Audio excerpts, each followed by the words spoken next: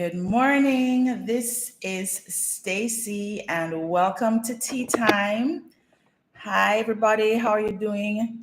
It's a grand Saturday. I am so ready for this conversation as I am every week. Let's just say I have my tea supplies beside me because I didn't have enough time to like make my tea and then get ready and all of that. So make sure that you grab your tea or your coffee or whatever it is that you use to get your mornings, your Saturday mornings going, and then we can get started. Today we're talking about scarcity. That's what we're going to be talking about, and we're talking about the ways that you may actually be operating in scarcity. Like you don't even realize it because maybe you're somebody that's always saying how you're grateful and you're just thankful for all these things, but you don't recognize how you're operating in scarcity. Morning, morning, Mr. Dees. Morning.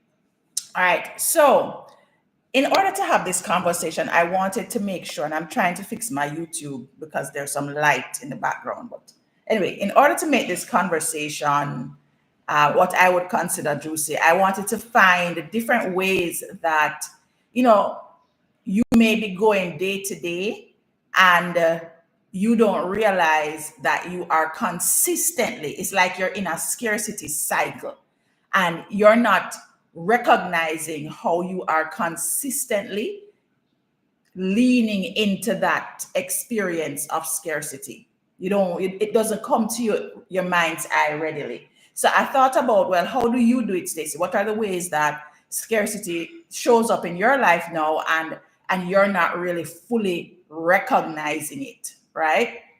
So I plan to do that. I'm going to be making my tea and grabbing my intention cards so that I can make sure that when we're having this conversation, I'm prepared because I need the warm cup of joy. I don't know about y'all, but I need the warm cup of joy whenever we're getting ready to have these discussions. I don't know what the cards, I don't know what card I'm going to pull for you guys today, but let's just say I'm sure it will be absolutely applicable. And I'm excited about the breakthroughs that you guys are going to get because I've been getting some feedback after tea time that some people, yeah, man, it's like them get the aha moments. So I hope that there's a couple of aha moments in our conversation for you today. Make sure you grab one and make sure you tell me if you're having tea or coffee or nothing at all. Like I'm just still in my bed, Stacey. I'm laid up. I'm not. I'm trying to, slowly move into my Saturday, and here you are online talking about scarcity. Okay.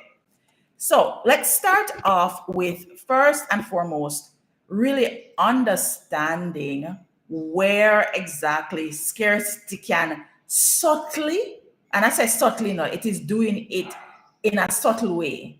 Love you too, Cams. In a subtle way. So it's not like you have this thought, oh my gosh, I just don't have an abundance mindset. No, you don't. It's not that. This is when scarcity is like it sneak upon you, like a sneak attack, like a ninja, right? But you don't recognize that this sneak attack is happening almost every day or every week or with a particular situation over and over again, right?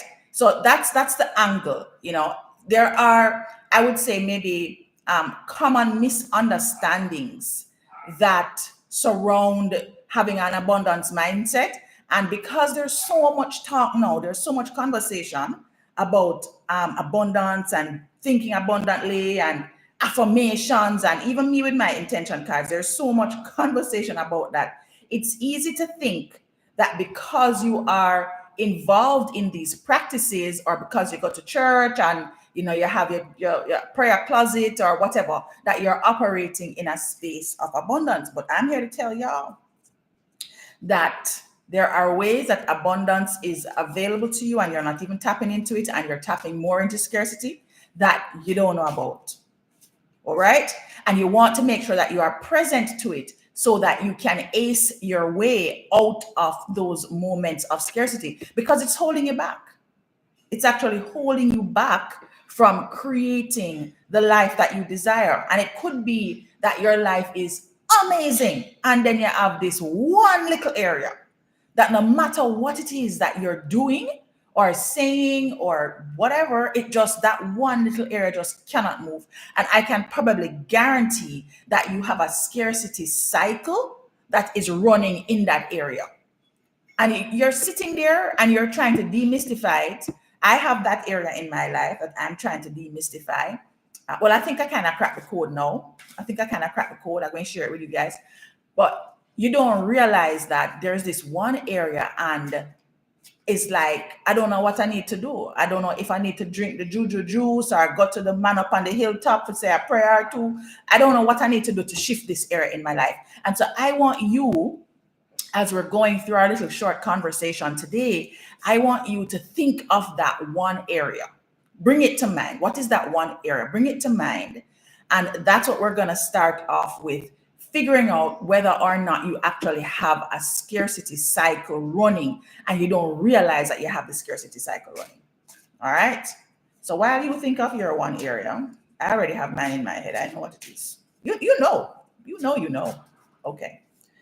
I'm gonna just pick a card. Our sponsors are Epic Intention cards, and we're very happy to have them here. Oh, look at this. So, that's why I love these cards, because everything you get is just the right card. The intention for today's tea time is I am limitless. This is the card. This is what it looks like. Let me show my YouTube people. This is what the card looks like.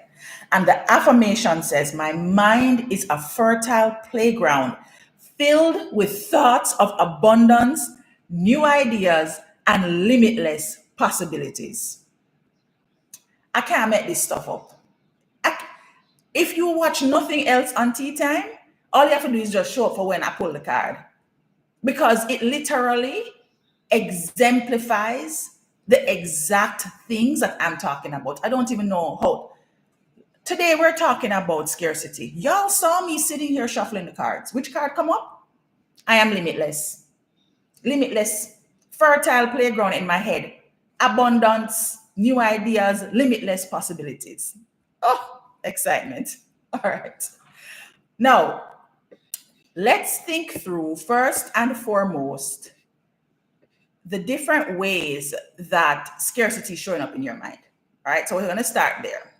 And as I was saying before, it can be subtle, but essentially what it turns out to be in the subtle stages is like a nagging feeling of not having enough, not knowing which way to go, worrying about the future, like you're not present. You see yourself kind of like in the moment thinking about what's not happening for you, or feeling like what you desire or what you want is out of reach. It's not possible. As a matter of fact, for many of you, you don't even want to think about the thing, because every time you think about it, it just gives you this sinking feeling, or you just feel stuck.